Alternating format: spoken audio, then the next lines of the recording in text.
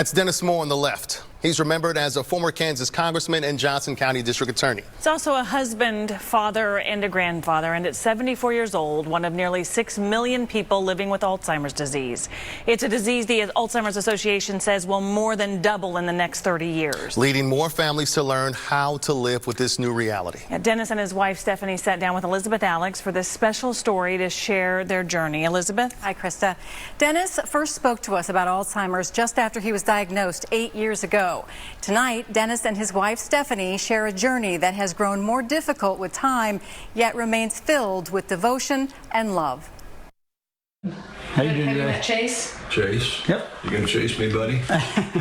Exchange a brief hello with Dennis Moore, and you may not notice anything unusual. I'm doing fine.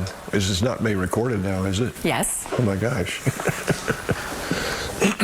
Thank you, I'm doing fine. But those who are close to Dennis know differently. The Alzheimer's is advancing, I think is the best way to say it. Dennis and his wife Stephanie have been publicly battling Alzheimer's since early 2012 when the former congressman announced he has it. He knew what he was facing. His father died of the same disease. This land is your land. Almost 8 years later, Dennis is still fighting, but things have changed. The disease has stolen much of his short-term memory, which is now about a minute long. Last year, Dennis moved to Prairie Elder Care, a senior living facility with a home-like atmosphere. Stephanie made the difficult decision. He would take a walk from our home to a nearby grocery store and a drugstore and walk home, maybe got a little warm, sat down on the curb of the street, and someone who knew him but we did not know might pick him up and bring him to our house. He didn't invite that person in. Dennis doesn't remember. Was there ever a time that you can remember, like maybe you would get lost outside the house or something like that, that would worry people? No. You don't remember anything like that? What do you got here?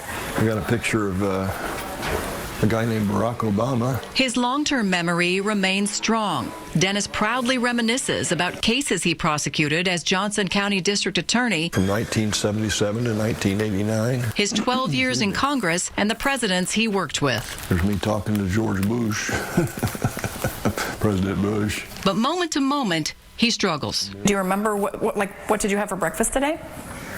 Like bacon and eggs. Actually, it was oatmeal. A lot of people think they can do it themselves.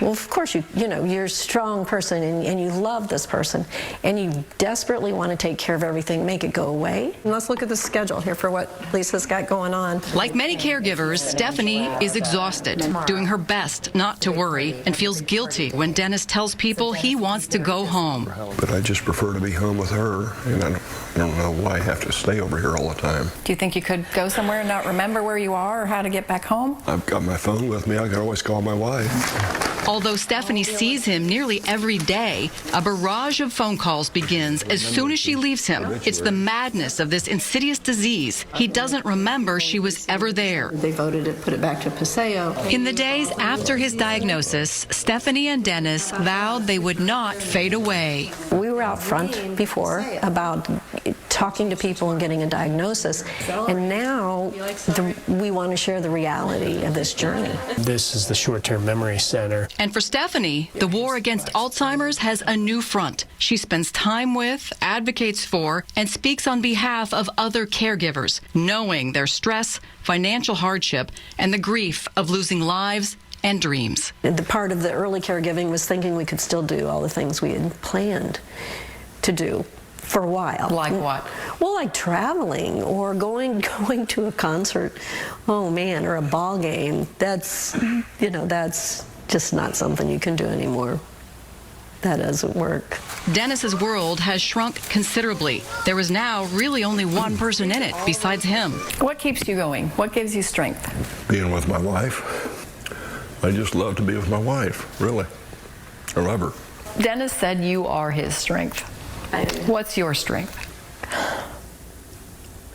I think it's people like you, the people here, knowing that I'm not alone, interfacing with people in my boat.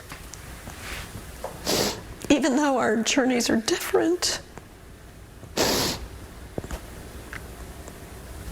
our hearts break. Have you been here before? I think I have this for a long time ago, yeah. For Stephene and Dennis Moore, Alzheimer's is a long and torturous road. But they'll both tell you there have been bright spots along the way. Faithful friends, quality care, Dennis's sunny outlook. This is gorgeous out What do here. you like? What do you like about it? I love the trees and the big open space. And And they have developed the ability to live in the moment, since moments are now all they have. Take it slow. Take every day for what it is. Live in the moment. Lower your expectations. Be a good advocate. And cherish the moment. Oh, I got lipstick on you. That's oh my God. Stephene asked us to encourage anyone experiencing memory problems to speak to your doctor and find out as possible. She also wants to encourage caregivers to realize it's okay, even crucial, for them to reach out for support and help. Yeah, it's such an amazing story to have you come back and help tell. What were some of the early signs for him? How does someone maybe know that something might be wrong? Well, there could be a lot of things with different people, but Stephene talks about the fact that Dennis had trouble remembering people's names. He would drive home and not remember how he got home, missing chords on the guitar, things like that that were not like him. And she noticed this as a pattern over time. I got to tell you, it's really hits close to home. I lost both my grandmothers to this disease, and this was pre-internet, the internet boom, so we often felt overwhelmed dealing with this. What kind of resources are out there now? Oh, there are a lot of resources. They're on the website. The Alzheimer's Association has lots of resources, and Kansas City is lucky that we have the KU Alzheimer's Disease Center, where there are clinical trials. There's a lot of support there too. They're on the website. You have one more story in the morning about this. Right. Now, one of the things that we found with this is there is hope. There are physicians, there are researchers who say there is a lot of hope. And one of the things that we find hope in is that we can all do something about Alzheimer's for ourselves. So you should watch tomorrow if you want to know a few of the things that you can do to minimize your own risk. Okay, Great story. Very informative. Thank you. It's great to see you. Thank you. Great to see you.